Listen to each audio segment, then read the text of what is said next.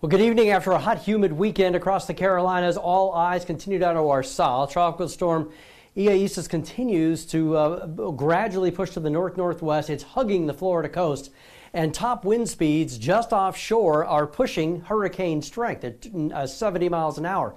Notice, as is often the case with tropical systems, most of the weather's on the east side of the storm. There is actually not a whole lot of water being pushed across Florida. There is a fair amount of wind and some storm surge as well as the storm continues to lift to the north. What will be steering this storm? Looking at a cold front that is now moving in. This is going to help scoop the storm up and accelerate it up the east coast as we head through the next 2 days or so. So that's something we'll have to keep an eye on.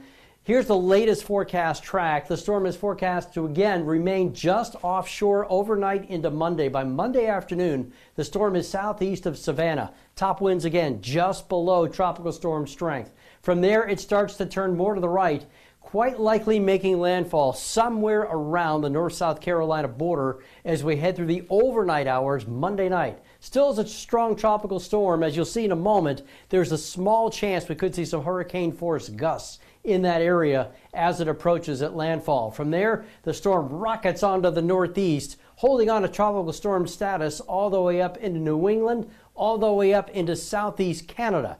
That's how fast the storm will be moving. There is a small area near Wilmington down through, say, Edisto Beach, which is under hurricane watch, but the rest of the coast is under tropical storm warnings as well as storm surge warnings.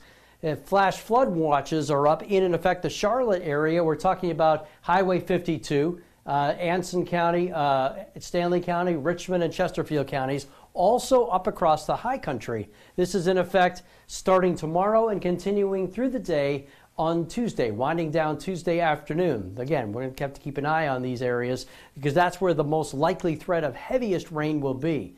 As far as the actual effects along the coastline, we're talking about winds to 50 miles an hour or higher. Monday into early Tuesday, storm surge of 2 to 4 feet that will cause some inundation along the coast, and rainfall, just general rainfall, freshwater flooding possible with 3 to 6 or more inches of rain for the Charlotte area. Remember, weaker side of the storm on the west side. So a 10 to 20 mile an hour wind is likely. About an inch of rain. Again, where those flash flood watches are up, there will be more rain in the mountains, also down east. And again, we're looking at Monday into early Tuesday. Not much going on right now. We've got a few light showers in and around the Charlotte area. There will be scattered showers, and they are scooting to the north and east on a pretty strong southwest breeze, blowing at about 10,000 feet.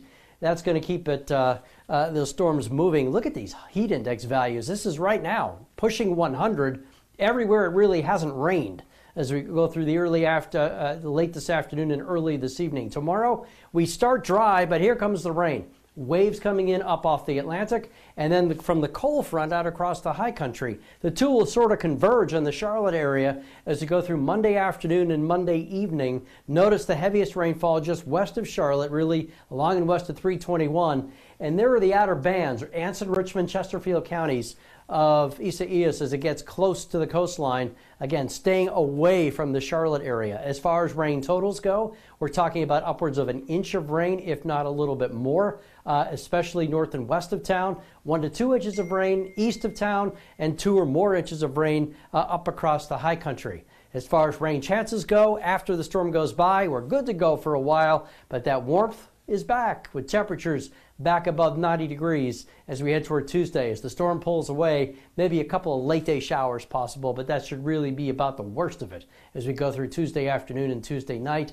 Again, we're talking about temperatures on Wednesday managing to push close to 90 or so and staying there through the rest of the week. Have a good night.